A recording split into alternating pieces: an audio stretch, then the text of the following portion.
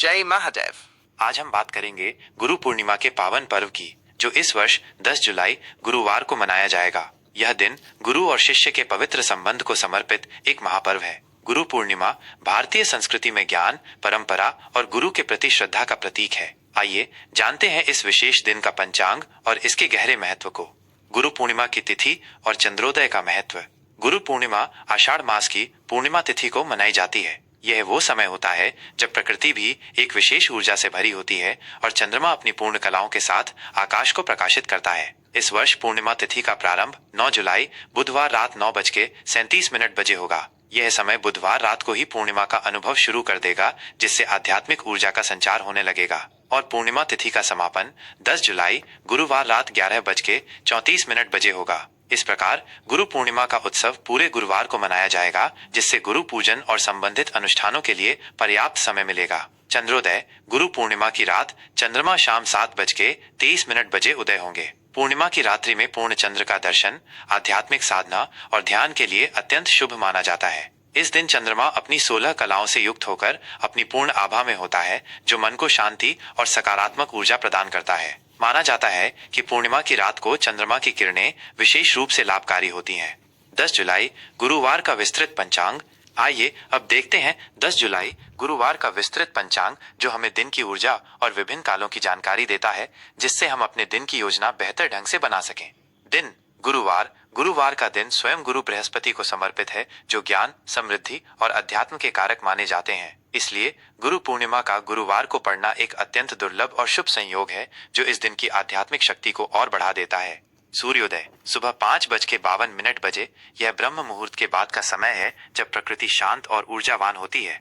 सूर्यास्त शाम 7:22 बजे। सूर्यास्त के बाद गुरु पूर्णिमा के चंद्र दर्शन का महत्व विशेष है। नक्षत्र। 10 जुलाई को सूर्योदय के समय उत्तराषाढ़ा नक्षत्र रहेगा। ये सुबह 8:35 बजे तक रहेगा। उत्तराषाढ़ा नक्षत्र स्थिरता, नेतृत्व, ईमानदारी और उच्च लक्ष्यों की प्राप्ति के लिए शुभ माना जाता है। इस नक्षत्र में शुरू किए गए कार्य मजबूत नींव पर आधारित होते हैं। इसके बाद श्रवण नक्षत्र प्रारंभ हो जाएगा और ये पूरे दिन तथा अगली सुबह तक रहेगा। श्रवण नक्षत्र को वेदों के अध्ययन, ज्ञान प्राप्ति, सुनने की क्षमता, श्रवण शक्ति और आध्यात्मिक प्रगति के लिए बहुत ही शुभ माना जाता है। यह विद्या, कला, संवाद और शिक्षा संबंधी गतिविधियों के लिए उत्तम समय है। इस नक्षत्र में गुरु का आशीर्वाद विशेष रूप से फलदायी होता है। योग। दिन की शुरुआत में अतिगंड योग रहेगा, जो सुबह 7:11 बजे तक चलेगा। यह योग कुछ चुनौतियों या अप्रत्याशित बाधाओं का संकेत दे सकता है, इसलिए इस दौरान महत्वपूर्ण निर्णय लेने में विशेष सावधानी बरतनी चाहिए। इसके बाद सुकर्मा योग शुरू होगा और ये अगली सुबह तक रहेगा। सुकर्मा योग शुभ कार्यों, सफलता और अच्छे कर्मों के लिए अत्यंत उत्तम माना जाता है। इस योग में किए गए सभी कार्य, विशेषकर धर्म, कर्म और गुरु पूजन से संबंधित, सफल होते हैं और शुभ फल देते हैं। करण। 10 जुलाई को सुबह 10:48 बजे तक भवकरण रहेगा। यह शुभ कार्यों के लिए अच्छा माना जाता है। इसके बाद बालवकरण रात 11:34 बजे तक रहेगा। यह भी शुभ और रचनात्मक कार्यों के लिए उपयुक्त है। और फिर कौलवकरण प्रारंभ हो जाएगा। ये करण दिन के विभिन्न हिस्सों में गतिविधियों को प्रभावित करते हैं और चंद्र तिथि के आधे भाग होते हैं। चंद्र राशि। इस पूरे दिन चंद्रमा मकर राशि में संचार करेंगे। मकर राशि में चंद्रमा का होना व्यक्ति को कर्मठ, अनुशासित, व्यावहारिक, जिम्मेदार और लक्ष्य उन्मुख बनाता है। यह समय करियर, लक्ष्यों, सामाजिक स्थिति और जिम्मेदारियों पर ध्यान केंद्रित करने के लिए बहुत अच्छा है। यह दिन आपको अपने उद्देश्यों के प्रति अधिक गंभीर और केंद्रित रहने में मदद करेगा।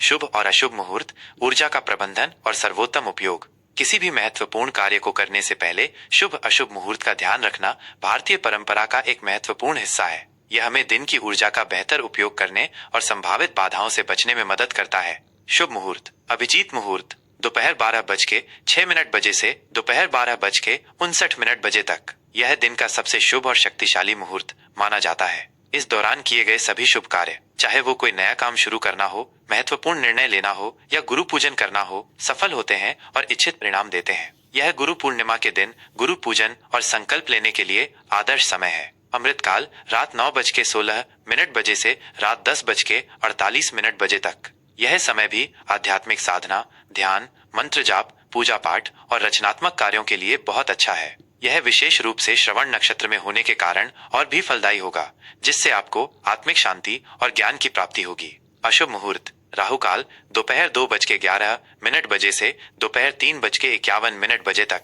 राहु काल को अशुभ माना जाता है और इस दौरान किसी भी नए या महत्वपूर्ण शुभ कार्य को शुरू करने से बचना चाहिए। ऐसा माना जाता है कि इस दौरान शुरू किए गए कार्यों में बाधाएं आ सकती हैं या वे अधूरे रह सकते हैं। यमगंड सुबह 5:52 से सुबह 7:32 बजे तक। गुलिक काल सुबह 9:12 बजे से सुबह 10:52 बजे तक। दुर्मुहूर्त सुबह 10:18 बजे से सुबह 11:12 बजे तक और फिर दोपहर 3:36 बजे से शाम 4:30 बजे तक।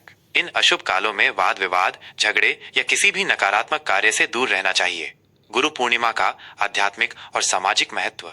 गुरु पूर्णिमा केवल एक धार्मिक पर्व नहीं बल्कि ज्ञान और कृतज्ञता का पर्व है। ये दिन महर्षि वेद व्यास जी के जन्मोत्सव के रूप में भी मनाया जाता है, जिन्होंने वेदों का संकलन किया, पुराणों की रचना की और महाभारत जैसे महाकाव्य हमें दिए, जिससे हमें ज्ञान का अक्षय भंडार मिला। गुरु ब्रह्मा, गुरु विष्णु, गुरु देवो महेश्वरा, गुरु साक्षात परब्रह्म, तस्मै श्री गुरुवे नमः।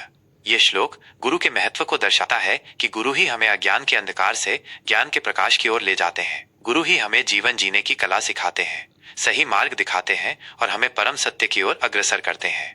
इस पावन दिन पर आप गुरुओं के प्रति अपनी श्रद्धा और कृतज्ञता व्यक्त कर सकते हैं। अपने गुरुओं का चरण स्पर्श कर आशीर्वाद ले सकते हैं, चाहे वे आपके माता पिता हों जो आपके पहले गुरु हैं, शिक्षक हों, आध्यात्मिक गुरु हों या कोई ऐसा व्यक्ति जिसने आपको जीवन में सही राह दिखाई हो या महत्वपूर्ण ज्ञान दिया हो। उन्हें अपनी श्रद्धा अनुसार वस्त्र, फल, मिष्ठान या दक्षिणा भेंट कर सकते हैं। ये गुरु के प्रति आपकी कृतज्ञता व्यक्त करने का एक तरीका है और इससे गुरु का आशीर्वाद प्राप्त होता है। गुरु की दी हुई शिक्षाओं को अपने जीवन में उतारने का संकल्प ले सकते हैं और उनके बताए गए नैतिक और आध्यात्मिक मार्ग पर चलने का प्रयास कर सकते हैं। यही गुरु दक्षिणा का सबसे उत्तम स्वरूप है। मंदिरों में जाकर या घर पर ही गुरु मंत्रों का जाप कर सकते हैं, जैसे ओम गुरुवे नमः या ओम ब्रीम बृहस्पतये नमः। इससे गुरु ग्रह की कृपा प्राप्त होती है और बुद्धि तथा ज्ञान में वृद्धि होती है।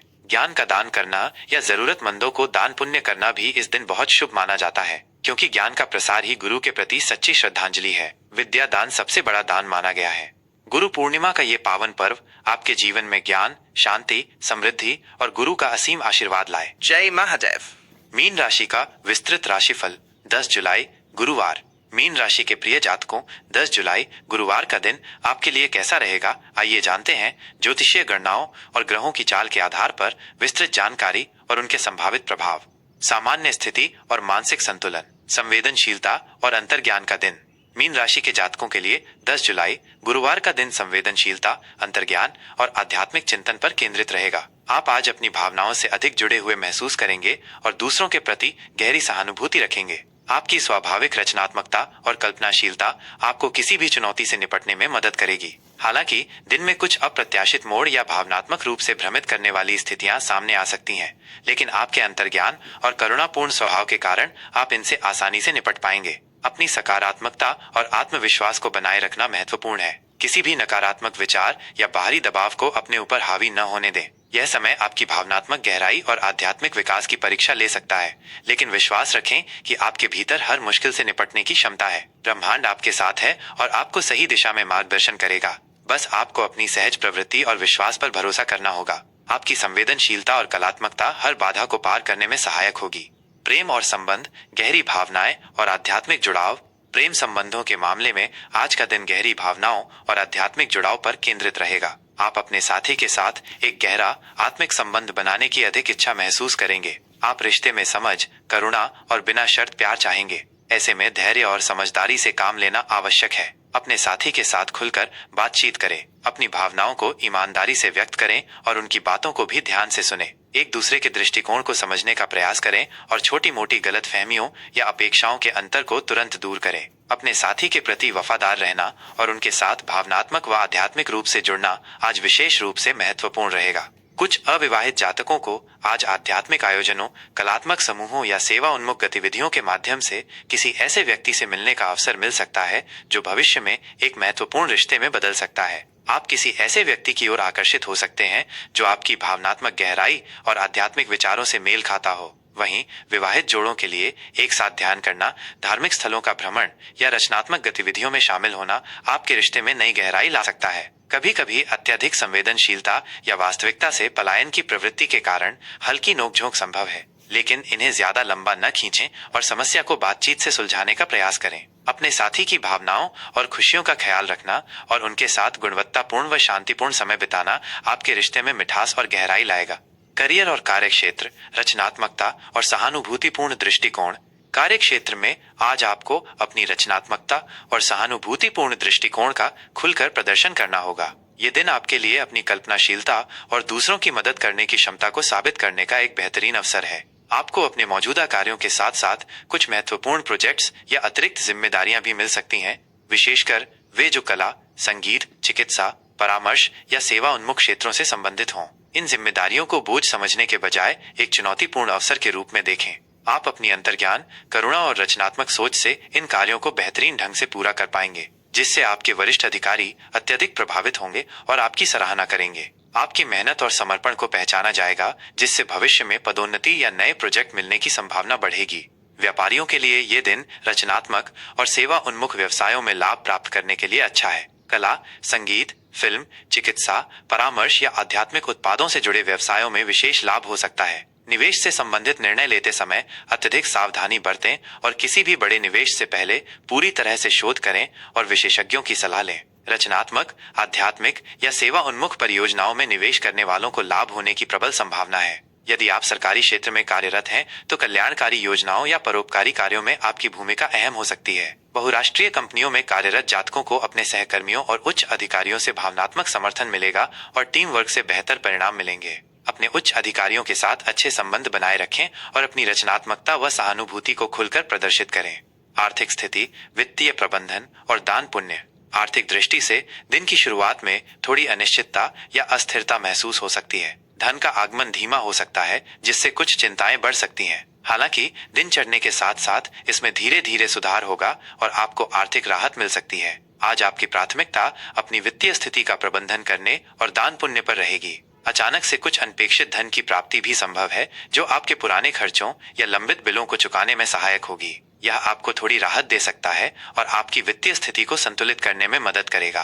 हालांकि इस स्थिति में भी अनावश्यक खर्च पर नियंत्रण रखना अत्यंत आवश्यक है, खासकर भावुक होकर या दूसरों के प्रभाव में आकर। भविष्य के लिए वित्तीय योजना बनाना और उसे गंभीरता से लेना आपके लिए लाभकारी होगा। चैरिटी या आध्यात्मिक कार्यों में दान करना आज शुभ रहेगा। यदि आप शेयर बाजार में निवेश करने की सोच रहे हैं, तो किसी विश्वसनीय विशेषज्ञ की सलाह अवश्य लें और पूरी जानकारी के साथ ही आगे बढ़ें। अत्यधिक जोखिम भरे और जल्दबाजी में लिए गए निर्णयों से बचें।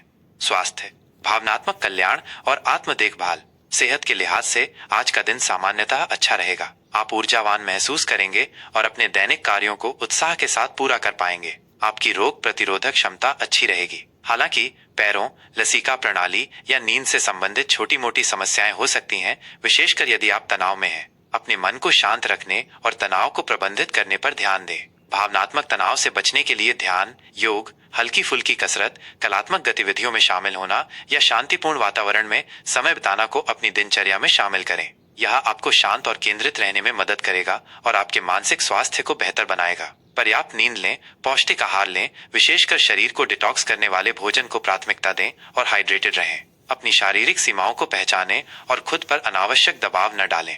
आज के लिए विशेष सलाह और उपाय। अपनी संवेदनशीलता और अंतर्ज्ञान का सर्वोत्तम उपयोग करें, यह आपकी सबसे बड़ी ताकत है। रिश्तों में गहराई और आध्यात्मिक जुड़ाव को महत्व दें। खुले संवाद से हर समस्या का समाधान निकालें। कार्य क्षेत्र में अपनी रचनात्मकता और सहानुभूतिपूर्ण दृष्टिकोण से आप हर चुनौती को पार कर सकते हैं। अवसरों को पहचानें। आर्थिक मामलों में विवेकपूर्ण प्रबंधन करें, अनावश्यक खर्चों पर नियंत्रण रखें और दान पुण्य पर ध्यान दें। गुरु पूर्णिमा के इस पावन अवसर पर अपने गुरुजनों, माता पिता या ज्ञान देने वाले किसी भी व्यक्ति का सम्मान करें और उनका आशीर्वाद लें। यह आपके जीवन में शुभता और आध्यात्मिक उन्नति लाएगा। आज के दिन हल्के पीले या समुद्री हरे रंग के वस्त्र पहनना शुभ हो सकता है और गुरु बृहस्पति, मीन के शासक ग्रह से संबंधित मंत्रों का जाप करना आपके लिए लाभकारी रहेगा। गुरु पूर्णिमा का यह पावन पर्व आपके लिए ज्ञान, शांति, समृद्धि और गुरु का असीम आशीर्वाद लाए। जय महाकाल। अगर आपको ये जानकारी पसंद आई हो तो इस वीडियो को लाइक करना न भूलें, अपने दोस्तों और परिवार के साथ शेयर करें और ऐसी ही और जानकारी के लिए हमारे चैनल को सब्सक्राइब जरूर करें। धन्यवाद।